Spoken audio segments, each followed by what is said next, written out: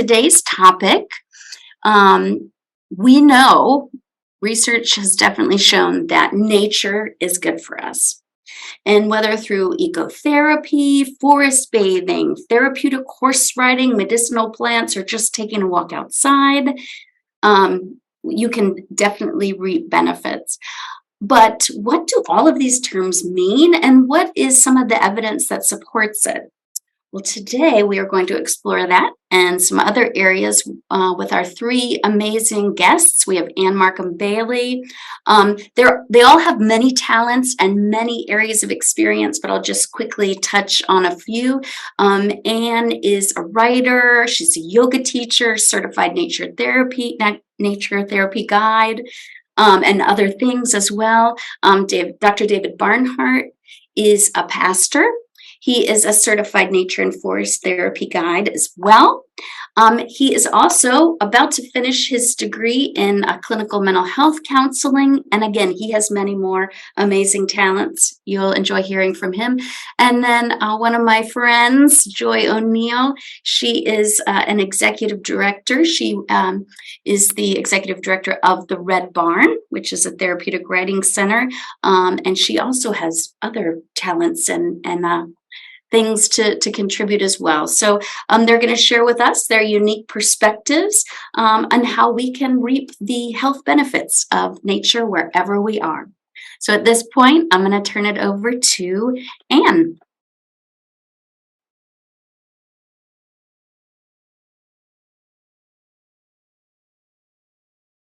Anne, unmute, please.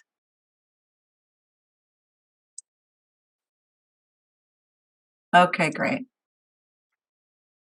Hi, everybody. I just want to thank UAB Arts and Medicine. Kim, thank you. Kimberly, Lauren, and Dana, appreciate your help and inviting us to be here. Dave and Joy, I'm excited to be here with you both and excited that this topic is reaching a lot of different people.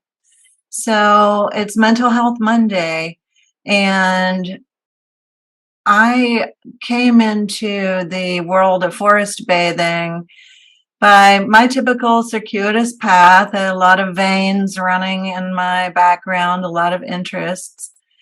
But I'm a writer and an awareness educator and advocate, a podcaster. Plug my podcast. It's called Present Tense. I'm a mindfulness awareness teacher and also a certified forest bathing guide. As an independent researcher, I came to this work simply because, we know about the reality of interdependence. And I started researching and understanding that our well-being, both as a planet and as individuals, as human beings, and indeed all beings, it's shared. And so it's important for us to know that and know that in our bodies. And so as I started learning more about forest bathing, there was just a natural resonance. Both the term forest bathing, which is a very poetic term, it doesn't mean that we're going to put on bathing suits or get naked, although I'm sure that you can and do that if you wish. And it's a question I get a lot. But it's actually a translation from the Japanese Shinrin-yoku. So you'll see that term, and it means forest bathing, literally an immersion, as in a bath is an immersion in water. This is an immersion in nature. And so it's also called nature therapy, ecotherapy, forest therapy. There are all kinds of terms, and there are all kinds of different focuses on forest bathing. It doesn't have to be in a forest. But for me, there's a term that I call creative awareness. And that's really what I find to be the intense power that is rooted, if you will, in our relationship as beings on this planet. We are, and everything is, infinitely creative. So for all of you who say, well, I'm not creative, I beg to differ. By your very existence, You are infinitely creative. And also, the other really important piece of this is awareness, which is the way that I use this term is it's the capacity for us to open into our senses and move out of the mental ruts. So that just kind of repetitive thinking, the way we can drive to a store and not even know how we got there, the way that we hold certain beliefs about ourselves, we play these voices over and over and over, or attitudes or ideas about who we are and what we are. I call this mental ruts, and they are sort of the antithesis of creative awareness. So, in fact, my newest book is called The Practice of Being, and it's all about the really simple practice of moving out of mental ruts and into creative awareness.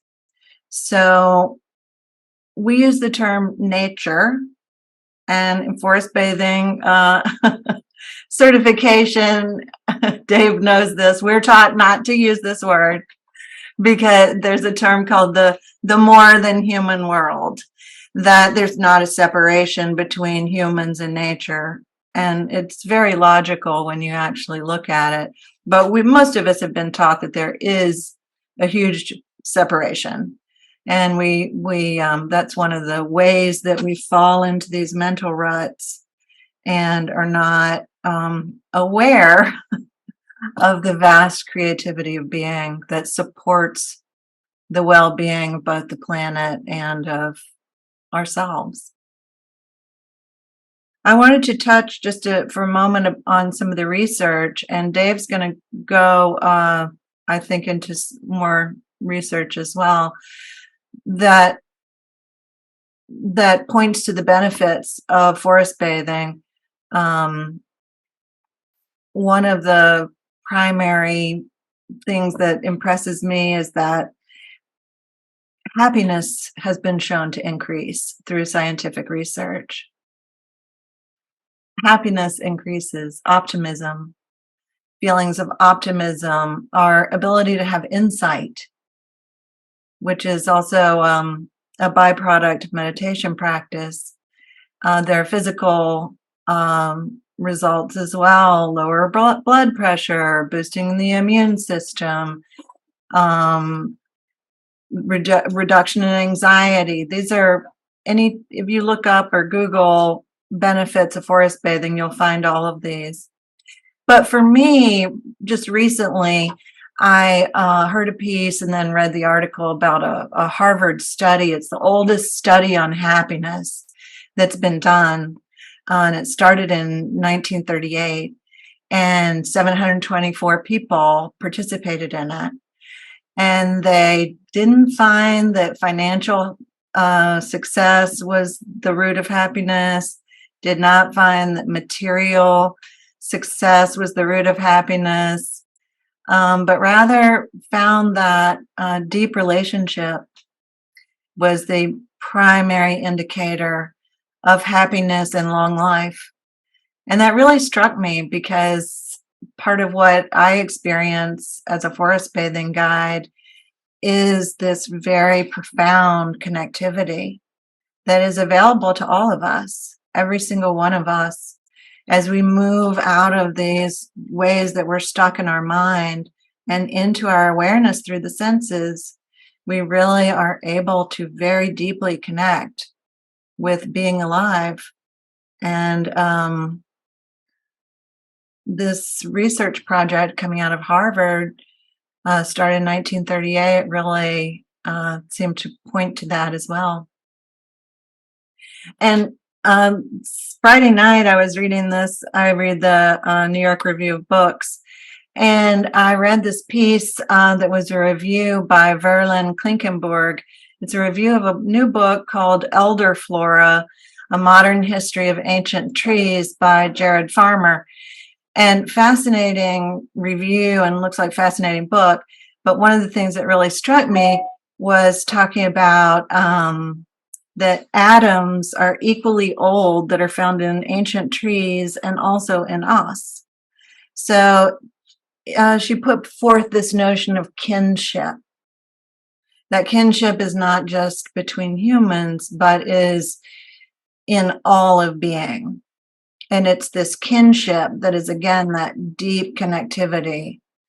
That is where we start finding some of these feelings of happiness and optimism, and our body, our physical being responds as well.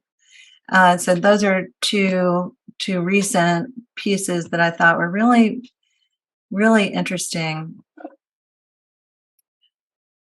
Where can you do forest bathing? I think the question is not so much that, but that you can do forest bathing wherever you are. So the view is that nothing is not nature. I know that's a lot of negatives, but it's actually very positive. Nothing is not nature, so everything is nature. So if you just take a moment right now to feel the breath as your body draws air into your nostrils, that air is circulating around the planet, and wherever you are, air is. And so there's no place that's not nature, even in a place that doesn't seem like what we would call nature. Nonetheless, nature is where you are. So forest bathing can be done really any place. I just finished doing a course with retirees on forest bathing, and we were in the Hoover Chamber of Commerce, which is very institutional.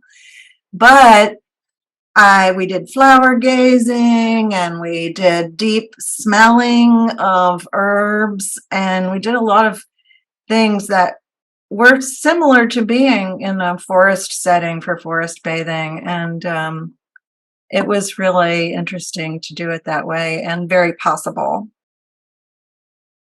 So the fact is that we have this shared reality, and this idea of separation is just an idea. And it seems to me as a being that it's that idea of separation that is part of why we suffer so much. So I love learning how to use language to communicate some of these ideas to people who might never come to a meditation room or to a yoga session.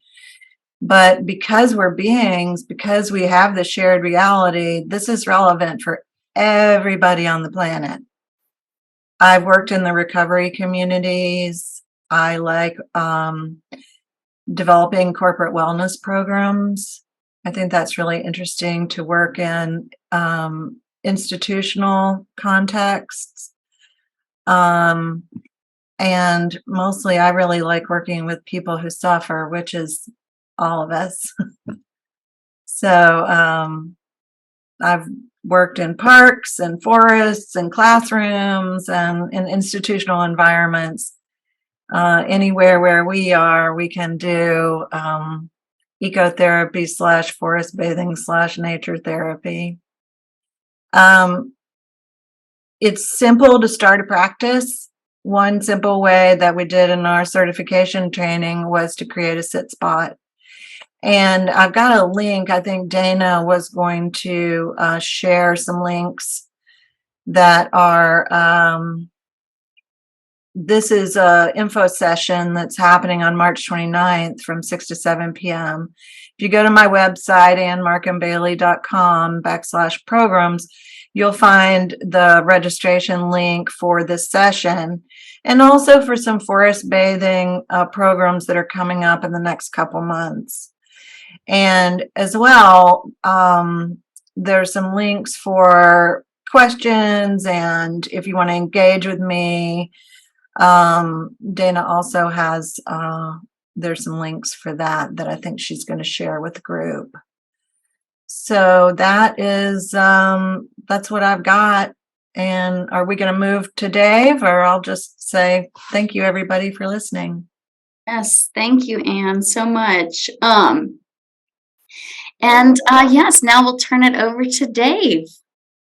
Well, thank you. Thank you, Anne, and thanks, Kimberly, so much for inviting me to be part of this. My name is Dave Barnhart. As Kimberly said, I'm a United Methodist pastor. I'm also working on my Master's of Clinical Mental Health degree and currently working at Behavioral Sciences of Alabama here in Huntsville. Um, one of the things that we do is an intensive outpatient program for people with obsessive compulsive disorder. So one of the ways that so as a certified nature and forest therapy guide, one of the things I'm interested in doing is integrating this into some of the practices that we have for people who are trying to do exposure. So most of us think of being outside as, we know that things like wind, bird song, and running water are the most relaxing sounds that people experience. So we typically think of being outside as relaxing and stress-free. For some of us, being outside is very stressful. Bugs, germs, snakes. And so sometimes going outside can be an exposure. And exposure is one of the best ways that we can deal with anxiety. And my hope is that by being outside and doing some mindfulness practices, that people learn that yes, this stuff is actually soothing. Outside's not scary and contaminated. The truth is, everything's contaminated. Every square inch of the planet is covered in life. Your phone is covered in life, and that's not a bad thing. In fact, our squeamishness about germs is something that we have to get over.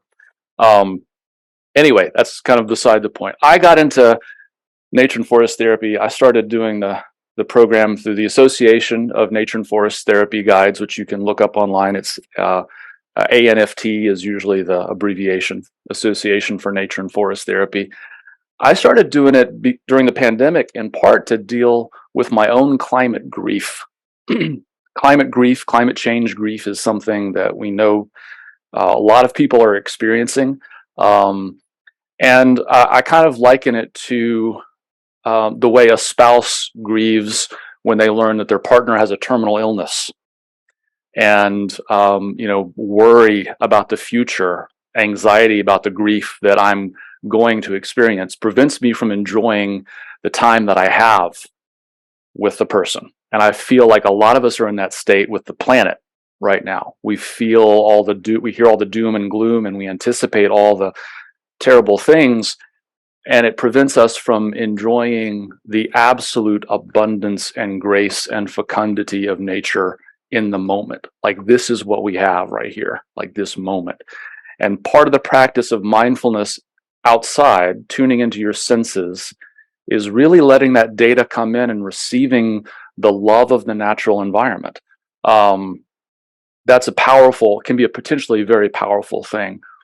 Some of my own interests, my research interests, and my therapeutic interests, as I said, I think nature and forest therapy can be great for exposure, which is different than most of us think about going outside and being relaxed, but it's also good for that mindful awareness component, being outside and tuning into our senses in a much more appreciative way, examining things in detail or kind of getting the big picture of things. And I would eventually like to incorporate this into psychedelic assisted therapy, which some of you may know that that's kind of a frontier of plant medicine. I do think those could be a very powerful pairing of nature and forest therapy and psychedelic assisted therapy. There's a saying, Marina Sabina, who was one of the ancient keepers of indigenous wisdom about plant medicine, said, "The medicine is inside you." It's not the substance. This isn't a pharmacological approach to therapy. There's something inside me that needs to be unlocked, and I think nature and forest therapy helps unlock that natural healing energy that we have inside of us. One of the things that we say in the nature and forest therapy school is that the forest is the therapist. The guide unlocks the doors. So when you're out in the forest, the forest somehow knows what you need. and will give it to you in abundance. But part of it's just learning how to be open to what that is. I'd like to share a couple of books. I didn't bring a bibliography, but I want to share with you, those of you who are interested in further reading and research. Florence Williams has a book called The Nature Fix, and she kind of covers some of the theories about why nature is such a powerful healing agent for us. We have research going way back, I think back in the 80s. Of course, a lot of research came from Japan during the 1980s, the practice of Shinrin-yoku, and they began to research why people in the tech sector were having high incidences of, cardiovascular problems, cancer, that sort of thing. And they did a lot of the research where they would swab the cheek and get the cortisol measurements and send people on a walk and bring them back and measure again. Which you can really go down the rabbit hole on that stuff. It's really fascinating. But Florence Williams does a wonderful job kind of summarizing some of that research.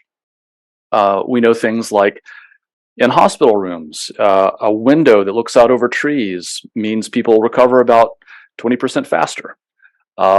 We know that some of the research says that the trees produce phytoncides, that when you inhale them, it boosts your immunity. That when you go gardening, there are bacteria in the soil that produce mood-boosting chemicals that you absorb through your skin. So you can go get a gardener's high by digging your hands in the dirt. So there's some wonderful stuff out there. We know that this stuff has physiological as well as mental health benefits. Another book I'd like to recommend, especially because I mentioned climate grief, Joanna Macy has a book called Active Hope, and she has she's a powerhouse Buddhist teacher on her own, but she has a practice called the work that reconnects.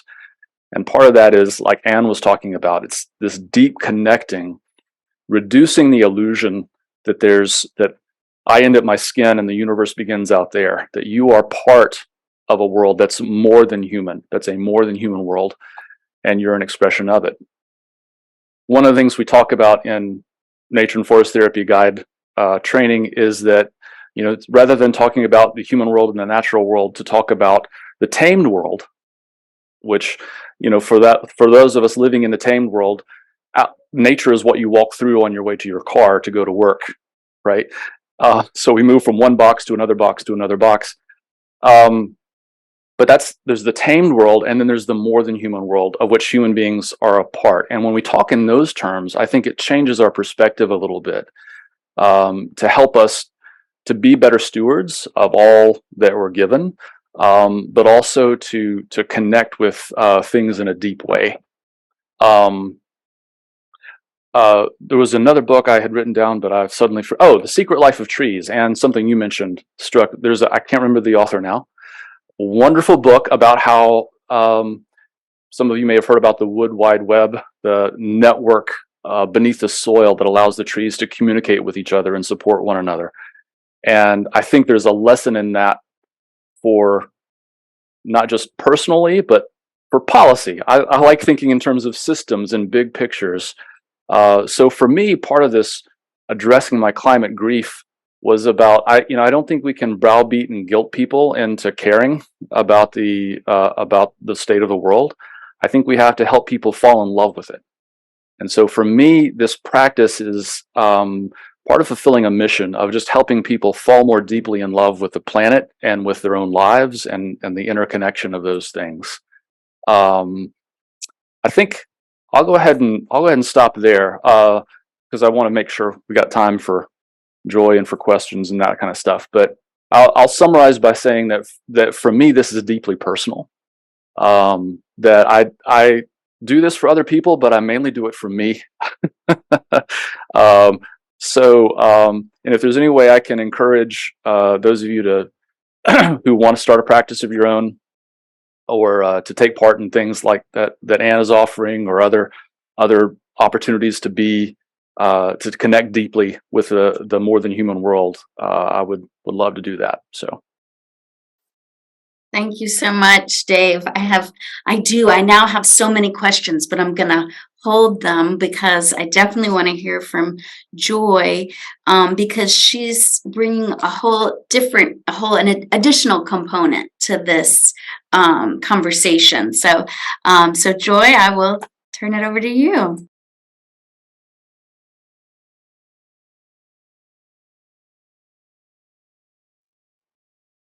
Okay, I think I'm doing this right. Okay, so thank you for having me today to talk about the ways that we incorporate nature out at the barn, and I'm really excited. I've been taking down notes as everybody else was talking.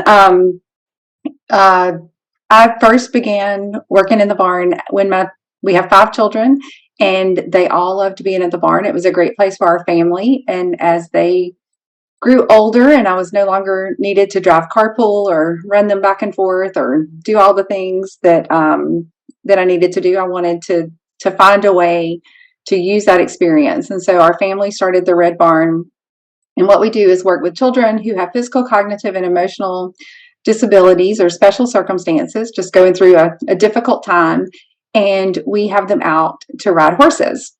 And usually when people first hear about the barn, they're so focused on the horses themselves, and they often forget that horses are generally outside. And we have always believed that it is being outdoors in nature that is just as equally beneficial to the children that we serve, as well as being able to ride. When I think Anne was writing about the benefits of being outside, it is almost word for word everything that you would read about the benefits of riding horses: happiness, optimism, insight, lowering your blood pressure, strengthening your immune system, reducing anxiety.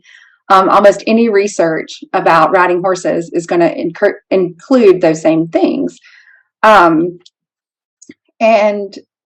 so I'm excited to be able to share just some other quick pictures about how horses in nature.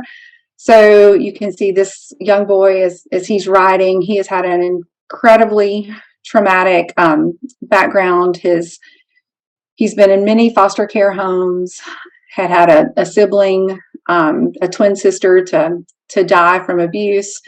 And here he is just outside in nature. He has the worries and the concerns that no child should ever have to bear, and no adult should have to have gone through all the things that this young man has. And yet here he is just carefree. So as he's riding, he's outside, he's surrounded with relationship, which was another word that kept being said over and over. He's got relationship, he's reaching up towards that tree, he's stretching. So all of those things about, like, I'm not the yoga person, but like reaching up, all of just reaching, stretching, crossing midline, all of those things that he's able to do while he's riding, and how beneficial that is for him.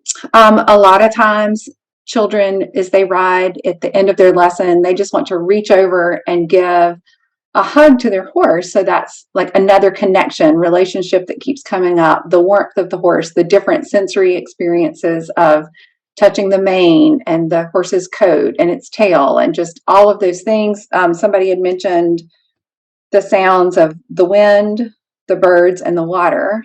And we are able to ride with all 3 of those sounds. Sometimes the kids, as they ride and they reach down, and we tell them just to breathe deeply and hug their horse and rest. This little girl actually fell asleep.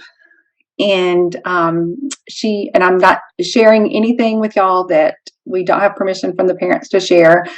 This child suffers with extreme anxiety for someone her age. She also has autism, and she is very anxious. And so she is able to come and feel safe and to just rest and relax, and to finally be able to just take a nap on her horse. I also think that just the sights and the sounds of the barn are pleasing and relaxing. This is the first one of the views of our barn, and a lot of the children that we work with have been in foster care, or they live in low-income families. Almost about 90% of the kids that come to the barn live in low-income families. And they don't live in neighborhoods necessarily that have a soothing and a peaceful, like lots of grass in the wind, and where they can feel safe when they're outside. And a lot of times the kids that have been in foster care, I'm sure you may have heard of the black bag, that a lot of kids in foster care, like they move from house to house without even luggage. They just have black bags and they're going, they don't ever know where they are, what they're doing. And so we really try to make sure that all of our nature is, lets them know that they're important and that they deserve the best. We sometimes have had art classes, and this is a photograph that one of the students took, and just with a cell phone. We had some cell phones that we let them use, and they went around and took pictures of nature, and then we talked about what that represented to them. And in this particular photo, the person that took it was able to talk about how, like, a tree was your family, and there are all these different branches, and you can see sunlight, and then there's some dark areas, and there's some areas that have different colors, and just how they were able to talk about nature and yet share a good bit about themselves all at the same time. We can talk about the different seasons that there are outside, and different seasons in life, and different seasons of things that you're going through. Sometimes I think somebody talked about just being outside, being able to see things. Just watching the horses. I have read studies about even just watching an aquarium in a doctor's office can help reduce anxiety before you go in to see the doctor. There was the comment about if you have a window with trees, you'll heal faster. So just being able to sit and look at a peaceful sight. I love this picture of all of our horses because if you may not be able to see it, but each horse is facing in a different direction, which is how a herd can keep safe. Everybody's looking in a different direction. If something startles one, then they can all be aware that there is a safety issue coming up, and they most of the time they'll just run and then look and address and make sure that things are fine. But they've all kind of got each other's back. And so just by observing that, we can see how the natural world can reflect the kind of safety that we want in our own life. You know, who are the people that are looking out for you? Who's got your back? What are you looking at? So it can really bring up a lot of opportunities to talk to the kids in ways that they can understand that are really tangible. It's not just this abstract concept of somebody watching out for you. We can show, like, this is how the world should be and ought to be. You ought to have those things in your lives. Oh goodness, I'm going the wrong direction. Again, the sound of the water. It's almost like we planned our talks, but I swear we didn't. Like, none of us knew what the others were going to say. So I think how consistent everything is just shows you that it really is this way. This is the back side of our property. I think, Dave, you mentioned the snakes and the bugs and the things, but you know, like even when you're safe, that doesn't mean that there are things that you don't have to watch out for and you have to be protective of. Like, we do have snakes, and snakes are sometimes they're just being snakes. Like, you know, that's not a judgment call. It's just snakes are snakes, and we need to watch out for them and stay safe. We do a lot of play and games, and that's also really important for kids, especially kids that have been through trauma that may not have a lot of times to relax. You can't really think clearly or think critically or have a lot of executive functioning skills when you're always in hyper vigilant states of mind. We like to encourage kids just to explore and look around. Again, just another pretty peaceful picture of the horse. The horse going in the water, being able to play and to see that. Just to sit and chat and talk. We think that that's important just for unstructured time, and just to hang out, be there with each other. This is one of the backside of our property. It's one of my favorite places. Kids and their parents sometimes after they ride, so they have all of that activation. Of course, I'm not a counselor by any stretch of the imagination, but I think the bilateral repetitive motion that is good in horseback riding, that's good in EMDR, that's good when you walk, that's good with whatever you're doing. After you have done that and you're calm and you're relaxed and you've had a chance to sort of regulate and settle down, to be able to go sit somewhere where you have those things, the wind, the birds, the water, and just to open up a conversation. I think any type of relationship can benefit from that. We also have drum circles and drumming, again, bilateral repetitive motion, the sounds, the sights, being in the same rhythm with others, listening, that is also beneficial. We have opportunities where the birds come in and overnight built a bird nest in a helmet that was left hanging. So the first lesson is be responsible with your things. A bird might build a nest in it, right? Clean up your rooms at home. It's like, this is what can happen. But it was also just a great discussion opportunity to talk about, how did that bird know to build a nest? What is their instinct? What kind of bird do you think this is? Where do you think they got these things? Where it just opens up so many conversations. One of the things that can be difficult for people with disabilities is to have the opportunity to be outside in nature. And so we work with a lot of folks who are in wheelchairs or in walkers or might have difficulty moving. In the same ways that riding horses can strengthen their bodies, being outside, walking on uneven ground, watching for roots or limbs that might be growing, they can still benefit physically in learning how to overcome those things. And we can show them a lot of times, like, it might be easier to stay inside or to not go outside, but we really do a lot to encourage people of all abilities, but especially those who might not be able to go outside in nature as much as others. We encourage it because those are the people that need it absolutely the most. Fishing is a great outdoor activity. The kids can just sit and talk and chat and very relaxed. It's not the same, at least in our experience, as when you're doing face-to-face counseling and you're trying to look at somebody, like as we're all trying to look at each other in our Zoom. We try to do a lot of things to encourage conversation where it's side by side, where people are just together but not necessarily have to make direct eye contact. For a lot of our students and the children that come here, direct eye contact can seem threatening to them. So nature is a great way to still be together, be side by side, and you're both looking at something that's very pleasant and relaxing. This was a lesson. I just love this picture. This girl looking out across. We could work in math. Like, can you count the fence posts? How many fence posts do you think there are? How many steps are you going to take? If you walked down to the fence and back, how many steps would that be? So there are just all sorts of ways that we can incorporate the educational or cognitive learning pieces while being outside. Again, just encouraging their curiosity and relationships. We can work in more math on this. How much do you think this rock weighs? How many people are there? What could you look for underneath the rock? Oh, it's a whole little world under there. There are worms and bugs and talk about how, like, there's a whole nother world outside of the life that you see in all sorts of places.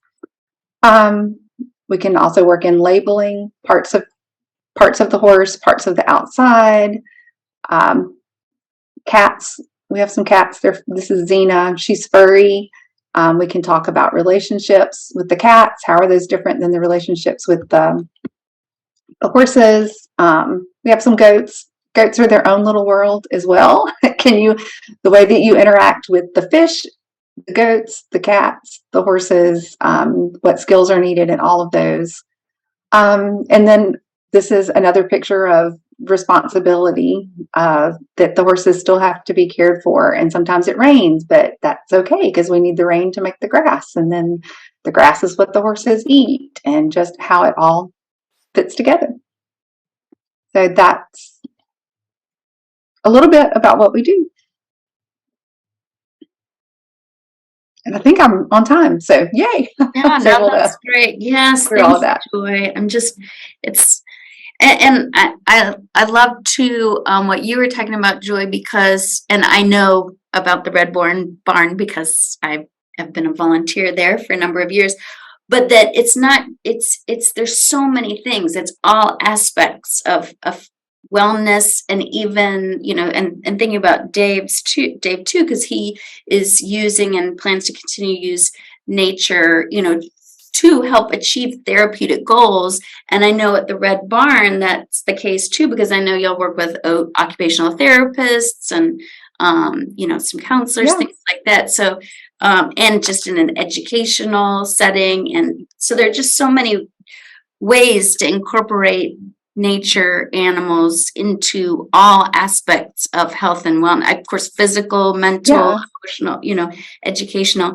Um, so thank you. That was wonderful. I would like to ask, and there may be, I don't know if we have any questions yet, but I am curious, if I wanted to, you know, go and just do one thing, if I can do one thing that's under kind of the umbrella of, you know, nature and healing and you know, just nature and well-being, you know, what is something that I could do that would be kind of considered, you know, like a first step, like forest bathing 101 kind of thing? And that's for anybody.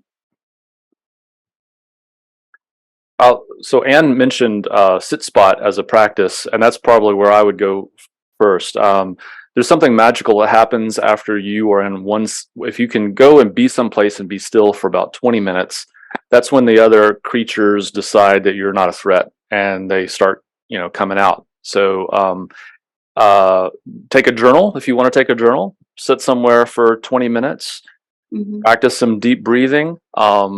And really the thing about, like, a lot of people think meditation is something where, oh, I gotta be at peace and whatever.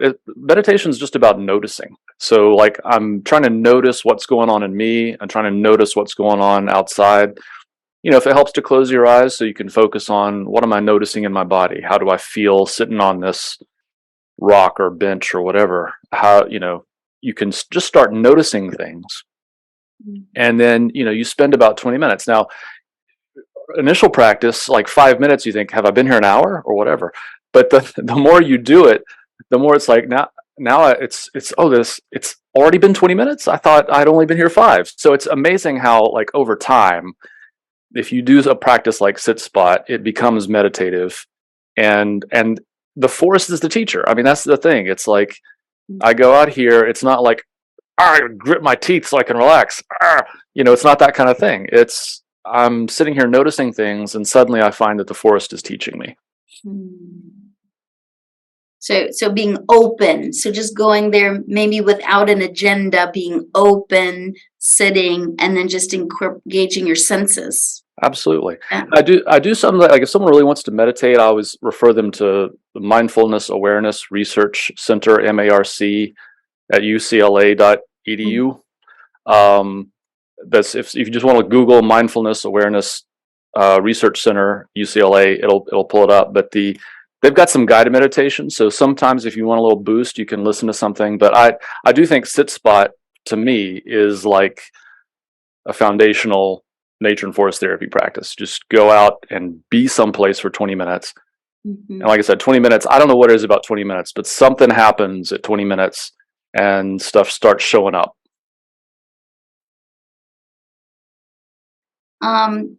Great. Anne or Joy, do y'all have any other thoughts about just kind of like a first foray into the forest or your backyard?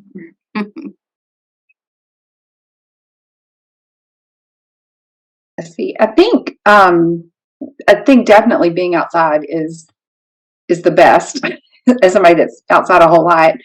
But if that's not available to you because of where you are or what you're of just the circumstance, one of the great things I think about being able to watch videos on YouTube is that you can watch nature, like they have whole videos of just those, not only just the sounds, but you can watch flowers or rain or coming down. So if you can't be outside, you can still have some benefits just from watching it. And there's a group in California, the Polyvagal Equine Institute, and they are creating videos of horses, just where you can just, if you go on their website, you can probably find them.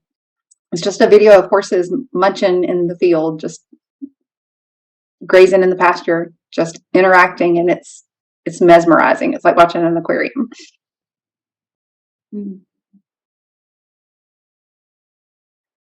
Okay, great. And I also had another question about, particularly because I know Anne mentioned it, and Dave, actually, you told me about it this morning before we started this. But if you say, you know, I am very blessed to have a window in my office.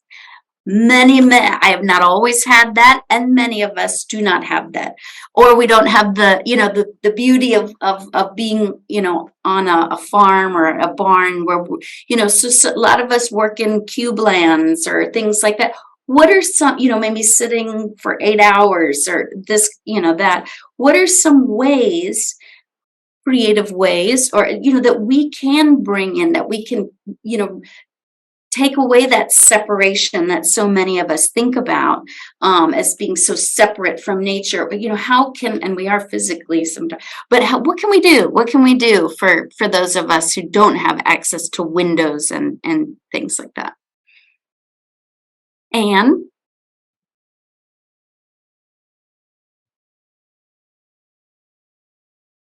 I think that that's a really good question. And I can say that what we did in this Hoover Chamber of Commerce, very sterile environment, was to work with plants a lot.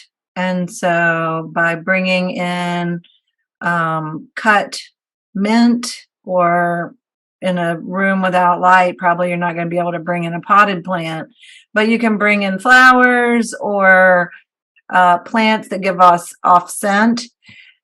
Forest therapy can also be done with aromatherapy, with essential oils. And so you can bring scents into your office if that's something that's available to you. There are some very small personal, so you wouldn't be blowing out your whole office. Not everybody wants to smell labyrinth, I guess. I don't know why that is, but you can work with scent and with sight.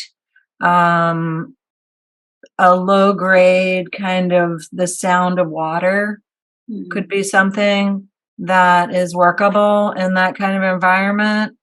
And also the kind of videos that Joy mentioned in the background could be something that can be soothing. Yeah. We have encouraged some of our students who might be going through a difficult time, like they're being interviewed by DHR or by the court system, like all of those things, but also the sense of touch, like to give them something like a leaf or a rock or something that they can just feel has also helped to connect them, something that they might feel in nature that might feel like you're grooming a horse.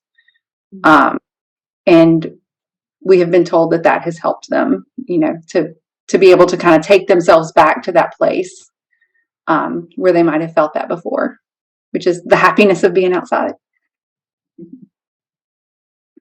Yeah, I have a water noisemaker outside my door. This is part of that's because this is a counseling practice and we try to keep things private. But you know, there's a water noisemaker which I love, and I was sharing before we started. I just put a picture of, there's a gel insert in my fluorescent light up here, which looks like a tree, so it makes it look like a skylight.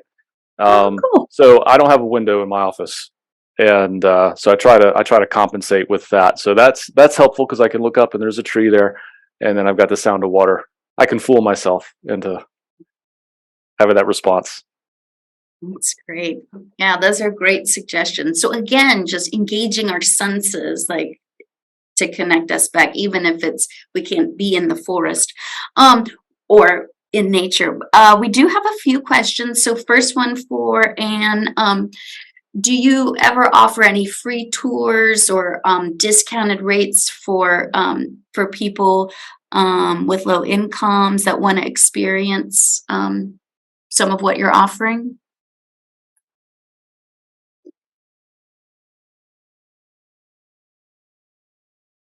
You're on mute. Yeah, there's a monthly forest bathing session that happens in collaboration with an Alabama nonprofit called Wild Alabama, and that's wildalabama.org, or it's wildal.org. And you can look on their site under outreach hikes. Those are all free. Yeah, in any time that I'm doing a forest bathing session, and there are lots of free ones, even if it's a paid one, I really want to offer the opportunity for low-income people to participate. So scholarship kind of situations, please just reach out to me. And if anybody has any ideas for community forest bathing, I'm doing one in Avondale Park. That's going to benefit the Friends of Avondale Park in April 15th. So feel free to come to that one. But I'm open to suggestions. Let's get some forest bathing going in Birmingham. Yeah, Kimberly, we want to have a UAB forest bathing session. So. Yes, we'll be working on that. Absolutely. But yes, so please you can contact Anne directly, and she'll work with you if that's a concern. Someone Joy. just mentioned that the botanical gardens is a good place to go. I also wanted to point out that they have amazingly accessible trails for folks who are in wheelchairs or might need walkers or some other assistance. While there are some areas that might be difficult for them, but there are a lot of paved paths, and that's an amazing secret in our city, is that it is one of the most accessible places that you can go to. Yeah, and that's so important, so that everybody can truly access. Joy, I've got a couple for you. First, what is the name of the website where you can watch horses graze? You could just go to YouTube and find videos of horses. Like, that's easy to do, but it's really the Polyvagal Equine Institute, which was founded by Dr. Rebecca Bailey and J.C. Dugard. And they are working a lot on how the vagal nerve, just the vagal nerve in nature. That's, I guess, the shortest way to put it, but just the healing that can happen with that. And so if you just go to their website, you'll be able to see all of that information. Thank you. And then also Karen asked if to get services at the Red Barn, do you have to have a referral, or can someone just contact the Red Barn directly? Yes, just go to our website. On the programs page, there's you can email, just fill out that form and it'll come. We do operate on a sliding scale, and we really like to serve people that would not otherwise have the opportunity to be outside and to work with horses. And so just fill that out, and we'll get you some information about coming out, and we would welcome any of the groups of the organizations that are coming, or the opportunity to just let everybody be outside and be able to be. Yes, or maybe we could plan a forest bathing for the local folk at the Red Barn. That would be great. Yeah, we're about out of time, but I just wanted to open it up to all of you, our panelists, if you have any last comments or anything that you want to add. I'll share that. So while I said I love the personal nature of this, and for me, it's like I said, I do it selfishly for myself. I also think one of the things that the whole conversation should hopefully provoke in us is thinking about policy. So do people have access to outdoors? Which neighborhoods are affected by landfills, and which ones have parks? And to think about policy stuff. Things like we need protected bike lanes. We need to get rid of parking minimums. We need to design cities for human beings instead of cars. Those kinds of things. I know those, like, that's me preaching, but that's, we need to think about policy and how that affects people's happiness and thriving, and we need to invest in people. So that's it. Yes. Yes, and I think well, first of all, people are interested in kind of more of that. It's interesting, the blue zones. I don't know if but if you Google blue zones, you'll find it. But it's all the this, I think it's 7 places on the planet that have the highest percentage of octogenarians, so people 80 and over, and what that entails. So that's really interesting to me. And I know there are local efforts, across the US that are trying to create more livable, walkable cities like that. So yes, and I just think, like, I haven't thought about it before our conversation, but that separation that we all create in our minds. Yes, we can be physically separated, especially if our work environments, aren't ones that we go in and out or outside. But yeah, if we can take away that idea, or kind of reframe our thoughts about, how we conceptualize, think about nature, and that we are nature. And then, I don't know, I think maybe policy changes could be easier for people. And Joy or Anne, sorry, anything you want to add? I noticed that there were a few people that looked like they were from England, right? Which is kind of amazing. There's a great guy named Rupert Isaacson who's done a lot of research. He's in Germany and England, and the name of his organization is New Trails Learning System. But if you just Google his name, anything would pop up. And he has a ton of research about the benefits of being outside for children. And while, yes, like the idea of being able to sit and be still is important, also being able to move and have places large enough to move are important for children, especially those with disabilities. So he has some great information on his website as well. Absolutely. Thank you, Joy. And any last words? Okay, well, thank you so much. Lauren is going to send out, our AIM coordinator is going to send out to all of our folks on this call the resources that have been shared. Let us know if you're interested in learning more about this. And to Dave and Joy and Anne, thank you all so much for being with us. And yes, go out, be in nature.